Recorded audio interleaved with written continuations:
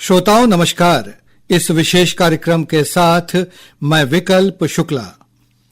श्रोताओं, वर्ष 2025 को भारत की राष्ट्रीय सुरक्षा नीति में एक निर्णायक बदलाव के रूप में याद किया जाएगा। प्रधानमंत्री नरेंद्र मोदी के नेतृत्व में भारत ने यह साफ संदेश दिया कि अब भारतीय नागरिकों पर होने वाले हमलों का जवाब केवल संयम से नहीं बल्कि तेज, सटीक और निर्णायक कार्रवाई से दिया जाएगा। प्रधानमंत्री ने आतंकवाद के खिलाफ भारत की नई सोच को आतंकवाद पर 5 नए सामान्य सिद्धांत के रूप में स्पष्ट किया है। ये 5 सिद्धांत इस प्रकार हैं। पहला, आतंकी हमलों पर कड़ा जवाब, यानी हर हमले का निर्णायक उत्तर दिया जाएगा। दूसरा, परमाणु धमकियों को कोई महत्व नहीं। इसका अर्थ है कि परमाणु डर भारत को आतंकी ठिकानों पर कार्रवाई से नहीं रोक सकता। तीसरा, आतंकियों और उनके सरपरस्तों में कोई फर्क नहीं किया जाएगा, मतलब दोनों को बराबर जिम्मेदार माना जाएगा। चौथा, किसी भी बातचीत में आतंकवाद सबसे पहले, यानी अगर बातचीत होगी तो केवल और केवल आतंकवाद पर ही होगी। और पांचवा तथा अंतिम, संप्रभुता पर कोई समझौता नहीं, मतलब आतंक और बातचीत साथ साथ नहीं चल सकते, आतंक और व्यापार साथ साथ नहीं चल सकते। श्रोताओं, वैश्विक अनिश्चितताओं के बीच भारत आत्मविश्वास के साथ खड़ा रहा और साफ कर दिया कि राष्ट्रीय सुरक्षा से कोई समझौता नहीं होगा और देश की संप्रभुता हर हाल में सुरक्षित रहेगी। श्रोताओं, 7 मई 2025 को भारत ने ऑपरेशन सिंदूर शुरू किया, जो हाल के वर्षों में भारत की सबसे बड़ी सैन्य कार्रवाइयों में से एक था।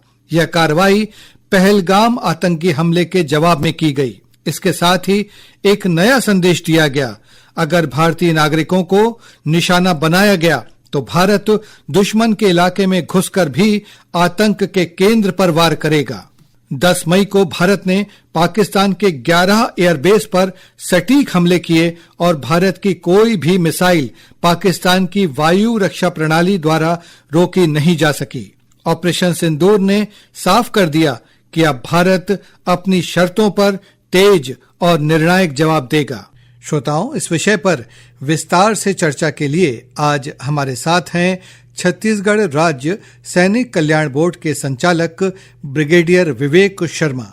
ब्रिगेडियर शर्मा, आकाशवाणी समाचार के इस विशेष कार्यक्रम में हम आपका हार्दिक स्वागत करते हैं। सर, हम सबसे पहले जानना चाहेंगे कि पहलगाम हमले के बाद भारत द्वारा पाकिस्तान के खिलाफ चलाए गए ऑपरेशन सिंदूर ने पाकिस्तान में स्थित आतंकवाद के अनेक ठिकानों को नेस्तनाबूद तो किया ही है, साथ ही इसने रक्षा क्षेत्र में स्वदेशी तकनीक को भी दुनिया के सामने लाया और इस तकनीक का लोहा मनवाया है। इस बारे में आप क्या कहना चाहेंगे? सर्वप्रथम धन्यवाद कि आपने मुझे इस कार्यक्रम में आमंत्रित किया। देखिए, भारत ने ऑपरेशन सिंदूर के दौरान अपने सामरिक और तकनीकी वर्चस्व का एक स्पष्ट प्रदर्शन किया है। इस अभियान ने समस्त विश्व को ये दिखा दिया कि भारतीय सेना जब भी राष्ट्रीय हितों की रक्षा करने का प्रश्न आता है तो वो किसी भी चुनौती से डटकर और निर्णायक रूप से उसका सामना कर सकती है। ऑपरेशन सिंदूर में आपने देखा कि हमारी वायु शक्ति ने सटीक और योजनाबद्ध हमले कर शत्रु की सैन्य क्षमता को भारी क्षति पहुंचाई, जबकि हमारे नुकसान न्यूनतम रहे।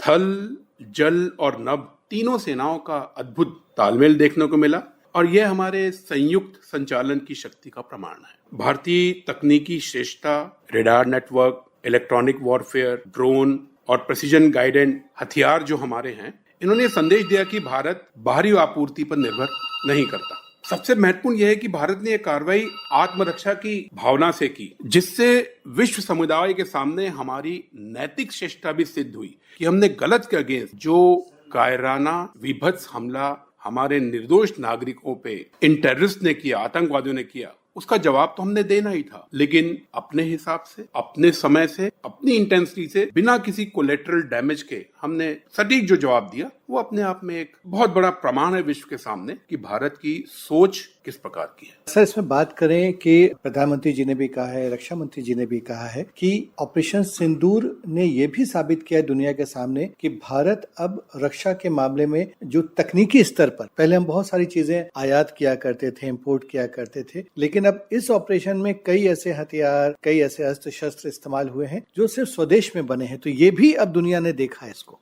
बिल्कुल, आज आत्मनिर्भर भारत का जो अभियान है, ये आत्मनिर्भरता का, ये हमारे रक्षा क्षेत्र को नए शिखर पर पहुंचा रहा है। स्वदेशी उत्पादन के तहत चाहे वो तेजस लड़ाकू विमान है, उन्नत तोपखाने, ड्रोन, हेलीकॉप्टर अब हमारे ही कारखानों में बन रहे हैं। नई प्रौद्योगिकी, चाहे वो एआई जिसको कृत्रिम बुद्धिमत्ता बोलते हैं, एआई हो, साइबर युद्ध क्षमता हो, हाइपरसोनिक हथियार, स्वदेशी मिसाइल की ये पूरी रक्षा प्रणाली हमें भविष्य की लड़ाइयों के लिए अत्यंत सक्षम बना रही है। जहां तक जो नौसेना का प्रभुत्व है, आपको मालूम है कि जो नेवी होती है वो एक स्ट्रेटेजिक आर्म होती है। तो स्वदेशी विमान वाहक पोत, आईएनएस विक्रांत और परमाणु पनडुब्बियों के साथ हमारी नौसेना हिंद महासागर क्षेत्र में अजेय है। ये साफ साफ दिखाई दे रहा है। और जो हम टैक्टिकल डिफेंस हमारी कैपेबिलिटी है, जिसको रणनीतिक प्रतिरोधक क्षमता बोलते हैं, तो भारत की जो मिसाइल शस्त्रागार जो है हर दुश्मन के लिए एक मजबूत जो निवारक के रूप में हम खड़े हो गया। हमारी मिसाइल, आपको मालूम है कि दूसरी कंट्रीज को हम एक्सपोर्ट कर रहे हैं और उनकी जो मारक क्षमता है, उनकी सटीकता है, वो बहुत बहुत हाई डिग्री का है, विश्व ने देखा।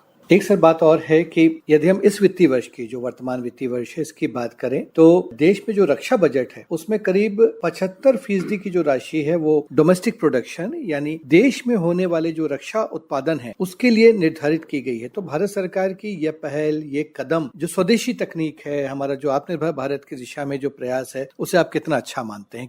देखिए, जब सेना को ये पता है कि हमारा जो हथियार, हमारा इक्विपमेंट अवेलेबल है और हमारे पास में कारगिल युद्ध का भी तजुर्बा है, उस वक्त ऐसे बहुत सारे एमुनिशन थे जो बाहर से आते थे और आपको पता है कि देश ने किस कीमत के साथ में उसका अर्जेंट प्रोक्योरमेंट किया था। आज जैसा मैंने पहले बताया, उन सभी डायमेंशन में जो अभी पहले मैंने मेंशन किए हैं, भारत आत्मनिर्भर बनते जा रहा है। भारत के जो मस्तिष्क है, जो विश्व भर में हमारे भारत के जो नागरिक हैं, किस प्रकार से वो टेक्नोलॉजी में लीड कर रहे हैं, ये सबको पता है। तो ये सारी चीजें एक बार अगर हम इसमें शुरू कर दें तो हमारे लिए कोई बड़ी बात नहीं है। और जब बजट निर्धारित होता है तो काम शुरू होता है। जैसे मैंने आपको बताया, चाहे हमारी आर्टिलरी हो, चाहे हमारे लड़ाकू विमान हो, चाहे हेलीकॉप्टर्स हो, ड्रोन्स हो, जब ये हमारे होंगे तो ऑब्वियसली हमारी आत्मनिर्भरता और लुकिंग ओवर द शोल्डर, जिसको बोलते हैं कि हम वेट कर रहे हैं कि बाहर सामान आएगा, उससे हम वंचित हो जाते हैं और उससे हमारी शक्ति जो है वो बहुत ज्यादा बढ़ जाता है। सर, एक बात और है कि रक्षा क्षेत्र में भारत न सिर्फ आत्मनिर्भर बन रहा है बल्कि यह देश में निर्मित अनेक जो रक्षा से संबंधित उत्पाद हैं उनको निर्यात भी कर रहा है। पिछले वित्तीय वर्ष में देश का रक्षा निर्यात करीब 23,000 करोड़ रुपए के अपने सर्वोच्च स्तर पर पहुंचा और पिछले करीब 11 वर्षों की यदि हम बात करें तो देश के रक्षा निर्यात में 34 गुना की वृद्धि दर्ज की गई है। ये हमारे देश के लिए, हमारे देशवासियों के लिए कितने गर्व की बात है। देखिए, हमारे लिए अत्यंत गर्व की बात है। आप सभी को ब्रह्मोस मिसाइल के बारे में विदित है, क्या उसकी कैपेबिलिटी, और ऑप सिंदूर के दौरान ही विश्व ने इसका संज्ञान लिया और किस प्रकार से कंट्रीज ने ऑलरेडी ऑर्डर प्लेस कर दिया। आपको इसके बारे में भी पूरी जानकारी है। न केवल हमारे प्रिसीजन वेपन, हमारी जो टेक्नोलॉजी है, हमारी जो क्षमता है सर्जिकल स्ट्राइक की, हमारी जो प्रणाली है प्रिसीजन ऑपरेशन की, ये भी विश्व देख रहा है। सो टेक्नोलॉजी और हमारा जो टेक्टिकल एप्लीकेशन, इन सभी को सभी ने देखा और सराहा है। हमारे जो स्वदेशी उपग्रह जिस प्रकार से लॉन्च होते हैं, उसकी जो टेक्नोलॉजी उसके तहत हम लोग बाकी देशों के लिए लेके आते हैं, ये सर्वविदित है। उपग्रह के साथ में ड्रोन्स के साथ में बाकी एरियल प्लेटफॉर्म, तो एक ये पूरा इंटीग्रेटेड अप्रोच है जहां पे तीनों सेनाएं जब मिल के कार्रवाई करती हैं और विश्व ने इसका नमूना देखा है, तो ऑटोमेटिकली ऐसे बहुत सा हमारे मित्र देश है वो इस टेक्नोलॉजी के ऊपर जाना चाहेंगे, क्योंकि उन्हें भारत पे भरोसा है। हर व्यक्ति वेस्ट की तरफ नहीं देख रहा है। ब्रह्मोस मिसाइल जिस प्रकार से लोगों ने ऑलरेडी ऑर्डर प्लेसमेंट किए हैं, ये हमारे लिए गर्व की बात है। और इसमें सभी चीज, चाहे वो एक चिप लगा हो, चाहे हमारे इक्विपमेंट हो, चाहे हमें बाकी हथियार हो, वो सभी आत्मनिर्भर भारत के तहत ही हमारे यहाँ पे निर्मित किए जा रहे हैं और हम इसको देशों को एक्सपोर्ट कर रहे हैं। निश्चित रूप से हमारे लिए बहुत गर्व की बात है। सर, पिछले करीब 11 वर्षों के दौरान जो केंद्र सरकार है उसने जो रक्षा, हमारी सशस्त्र जो सेनाएं हैं उनके लिए तो बहुत कुछ किया ही है, जो वर्तमान में सैनिक कर रहे हैं उनके लिए, लेकिन जो पूर्व सैनिक हैं उनके भी सम्मान, उनकी सुविधाओं के लिए भी काफी कदम उठाए गए हैं। आप सर छत्तीसगढ़ राज्य सैनिक कल्याण संचालनालय है, उसके आप प्रमुख हैं, आप उसके संचालक हैं। क्या बताना चाहेंगे आप हमारे श्रोताओं को, क्योंकि आप पूर्व सैनिकों का पूरा देख रहे हैं, उनके लिए जो कदम उठाए जा रहे हैं, उनके कल्याण के लिए, उनके हित के लिए, उनके परिजनों के लिए, उससे आप बखूबी वाकिफ हैं। तो इस दौरान क्या क्या प्रमुख कदम उठाए गए हैं, इसके बारे में हमारे श्रोताओं को बताएं। देखिए, राज्य सैनिक बोर्ड छत्तीसगढ़ का सचिव होने के नाते मेरा जो मुख्य दायित्व है कि राज्य में जितने भी भूतपूर्व सैनिक हैं, शहीद परिवार हैं, भूतपूर्व सैनिकों के आश्रित हैं, उनकी कल्याणकारी गतिविधियां, उनके कल्याण हेतु विभिन्न योजनाओं का क्रियान्वयन करना, ये हमारा मेन ध्येय है। छत्तीसगढ़ में अगर आप देखें, हमारी बहुत अच्छी योजनाएं भूतपूर्व सैनिकों के लिए क्रियान्वित की जाती हैं। सोसाइटी, हमारा समाज, हमारा देश, हमारा प्रदेश हमेशा भूतपूर्व सैनिकों को सम्मान की नजरों से देखता है, शहीदों का हमेशा सम्मान करता है, क्योंकि उनको पता है कि इन वीर योद्धाओं ने अपने प्राइम में, अपने लाइफ के प्राइम में कठिन परिस्थितियों में देश की सुरक्षा के लिए अपना जीवन दांव पे लगाया है। इसलिए यहाँ पे चाहे उनकी शैक्षणिक संबंधी समस्याएं हों, उनके बच्चों के लिए स्पेशल स्कॉलरशिप का हम झंडा दिवस से प्रबंध करते हैं, उनके मेडिकल के लिए भले ही ECHS से उनका सारा कुछ कवर होता है, उसके अलावा जो उनकी गंभीर बीमारियां हैं जैसे कैंसर, किडनी, हार्ट से रिलेटेड, उसके लिए अलग से हम उनको झंडा निधि से भी राशि उपलब्ध कराते हैं। सर, एक अंतिम सवाल, किसी भी देश को यदि रक्षा के क्षेत्र में मजबूत होना है तो तकनीक की आवश्यकता तो होती है, लेकिन एक कुशल, एक काबिल मानव संसाधन की भी उसे आवश्यकता होती है। अभी आपने बात की कि छत्तीसगढ़ में युवाओं को भी प्रोत्साहित किया जा रहा है कि वो सेना को ज्वाइन करें। छत्तीसगढ़ में बड़ी तादाद में युवा शक्ति है, बहुत ऊर्जावान यहाँ के युवा हैं, काबिल हैं। जो भी युवा इस समय इस कार्यक्रम को सुन रहे हैं और वो सेना में आना चाहते हैं, तो आप ये बताइए इस कार्यक्रम के माध्यम से कि सेना में भर्ती होने के क्या क्या अवसर होते हैं, किस किस स्तर पर कोई युवा इसमें शामिल हो सकता है सेना में, क्या इसकी प्रक्रिया होती है, इसके बारे में बताएं और एक अपील करें युवाओं से कि वो शामिल होकर सेना में अपना योगदान दें देश की रक्षा के लिए।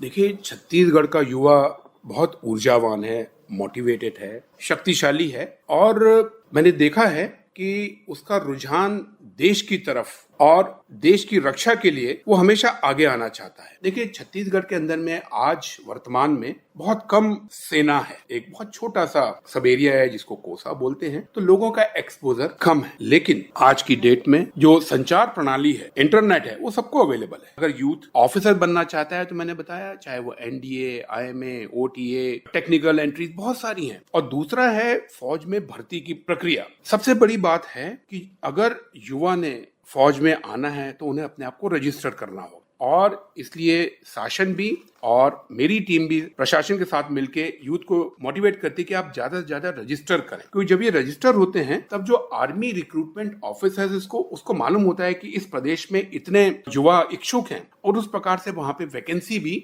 अलॉट की जाती है। और छत्तीसगढ़ में एक और चीज है, यहाँ पे एक Chhattisgarh TA, Chhattisgarh territorial army भी है, उसका भी वो कोसा में लोकेटेड है, और वो अपने बटालियन के जो अपने जो रिक्रूट है वो केवल छत्तीसगढ़ से ही लेते हैं। और जो बाकी रिक्रूटमेंट है, अगेन जो आर्मी रिक्रूटमेंट ऑफिसर जिनकी लोकेशन यहीं पे है, वो कोशिश कर रहे हैं कि ज्यादा से ज्यादा लोग अपने आप को रजिस्टर करें। उसके बाद में वहां पे एक बहुत बेसिक सा रिटन एग्जाम होता है और उस रिटन एग्जाम के बाद में फिजिकल टेस्ट होता है। सेना को जितने भी लोग लेने हैं वो लेंगे, हम चाहेंगे कि ज्यादा लोग हमारे छत्तीसगढ़ से जाएं, तो जितनी भी वैकेंसी आती है ज्यादा से ज्यादा आए और हम उसको पूरा इस्तेमाल करें। तो इसके लिए समय समय पे इंटरनेट के जरिए ये सारी खबर दी जाती है। हमारे बहुत सारे भूतपूर्व सैनिक छोटी छोटी एकेडमीज चला रहे हैं जहाँ पे वो युवा को निःशुल्क प्रशिक्षित कर रहे हैं, अपने तजुर्बे से उनको फिजिकल के लिए तैयार कर रहे हैं, गाइड मुहैया कराई जाती है। तो हमारे बहुत सारे ऐसे बच्चे हैं जो प्रिपेयर करते हैं, हम उनको निःशुल्क परामर्श देते हैं और उससे अपने परिवार का,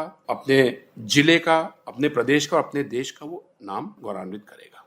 सर, आपने बहुत महत्वपूर्ण जानकारी दी। आकाशवाणी समाचार की ओर से हम आपका हार्दिक आभार व्यक्त करते हैं। बहुत बहुत धन्यवाद जी। तो श्रोताओं, इसी के साथ हमारा ये विशेष कार्यक्रम संपन्न होता है। अब हम आपसे विदा लेते हैं। नमस्कार।